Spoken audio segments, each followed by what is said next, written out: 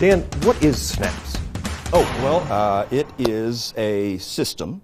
So it's composed of cards that have photographs on them, just beautiful full-color photographs. And then the photographs have some hidden meanings in them. There's symbols and numbers and the alphabet. And basically you can do all kinds of card tricks with them, but it changes what the character of the card trick is, you know, because instead of being just cards, these are photos that have some meaning on their own, but then they have those hidden symbols that you can arrange to reveal all kinds of information that people don't see coming. There's one, that's face up.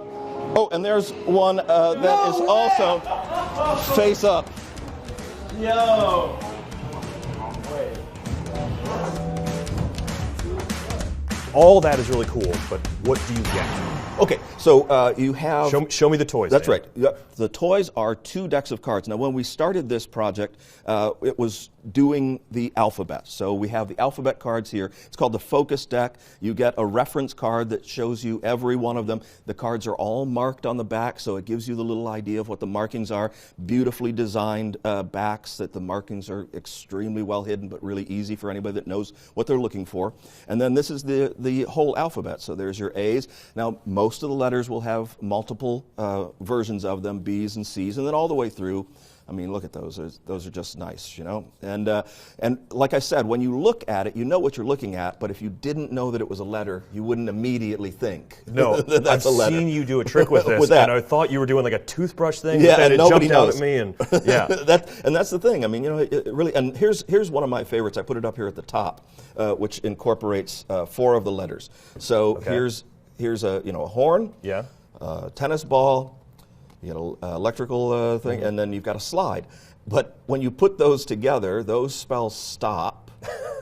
And then we also have a stop sign. Now that actually comes from the other deck. Okay. So you have all the alphabet, but then you've got all these kind of interesting symbols and shapes and other things that you can use. So what I like to do with this is a routine where I'm just dealing and I have somebody say stop. The card they stop me on is a stop sign. This is where you decided to stop.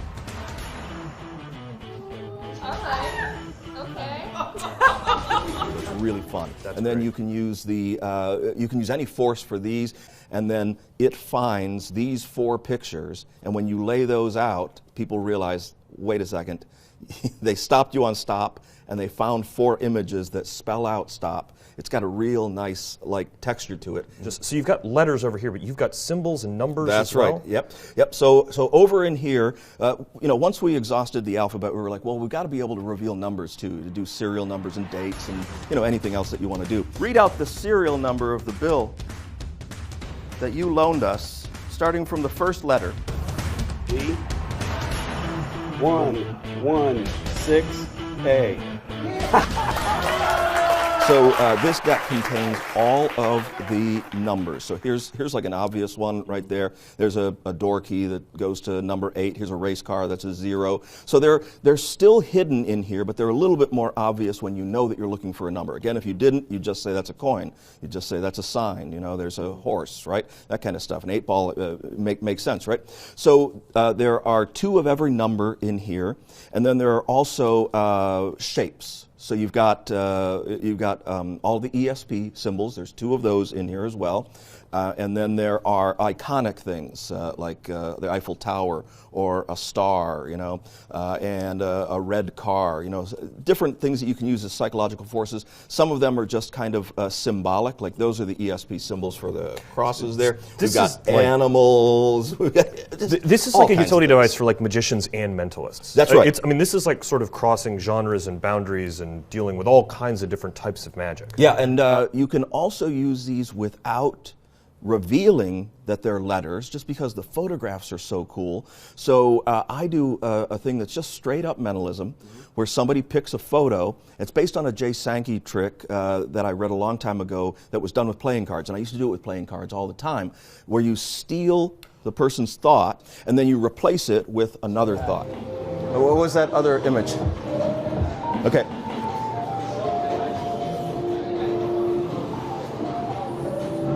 Oh, shut up. What are you thinking of? My picture. What is your picture? Baseball. No! No! No! Wait, how? Wait, how? No! No! That's the one you chose. I know it doesn't feel right for you. It's not the one. That is. That's the one you took out. No. See, your memory. Oh God. Yeah. Your memory has been changed. They will tell you that that's the one that you, because they saw it. You took that one out. I've never seen it before. No. I had a baseball. I had a. No, you now believe. Man, a surgeon. He was just in your mind. So tell me about the what's my name trick. Yeah, so that's what I was talking about before. It's more of a magic trick. You can use any kind of way to force cards on somebody. Personally, I lean toward more mathematical forces. It allows them to mix the cards up and all that kind of stuff. And then at the end, the cards that are face up spell out their name. And I like to do it as kind of a pseudo reading, you know, like each of those photos says something about you as a person. And as I put them out there, all you're thinking is, these are photos and this is funny because I make up funny things. Were you born in a lighthouse? How did you know? And then at the end of it, your name is spelled out. It's so strong. That's a close-up of a chain link from a swing set. So Steve,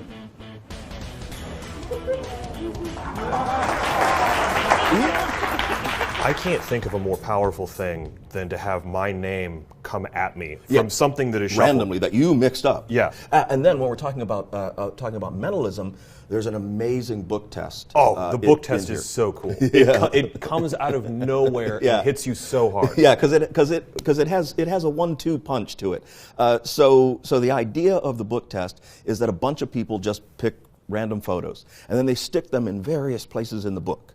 And then somebody else takes all of them out except for one. So they leave one of them in as a bookmark, whatever one they want to leave in, you know. And then when they look at that page, they read the first line, and the photo that they left in as the bookmark reveals the image that's written in the first line. And this is ungimmicked book. You can pull a book off of the shelf and do this with this. So that photo reveals what they stuck it into on the page, and then the other photos, they spell out exactly the same thing. It's so cool because I've never seen a book test that has two climaxes built into it. Yeah. I mean, that's killer in and of itself. Yeah, and my favorite thing working with this system are those end revelations where you've just been dealing with photos, you're just setting them out, you don't say anything about it. They're all photos right up until you put that last one on there, and then people go, and they see that word. Yeah.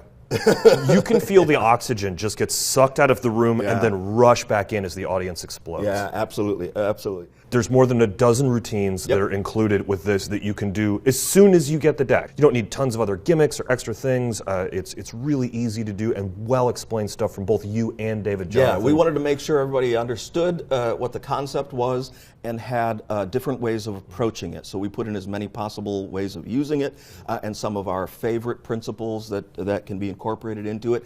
David goes into using the marks more than I don't use a lot of mark deck stuff, but they're there for people that want to use them. He goes into that, you know, and then I show a few of the other things, like push as an example of something that it's just better because you're looking at an image. Yeah. And then we also have a Facebook group. That's the thing I'm so excited about, is that when you get this, you're not just getting the routines that you guys teach. It's like there's more contributions that have come out since you guys filmed the tutorial. And, there are already things that have come out that are great. Well, you know, David held back some of them. We couldn't put all of our routines on it. I held back a couple of them as well that are also going to be on the Facebook group. But then other people that have seen this, that are working with it now, they contributed to it. So with the Hive Mind, I mean, literally there will be hundreds of ways of using these. Well, Dan, thanks so much for telling us about snaps, and I'm so excited for people to start playing with Good. this. Well, I hope everybody is excited too, because they're going to love it. They're, like I said, I'm very careful about the things that I release. This one, I am proud of. You guys are going to dig it.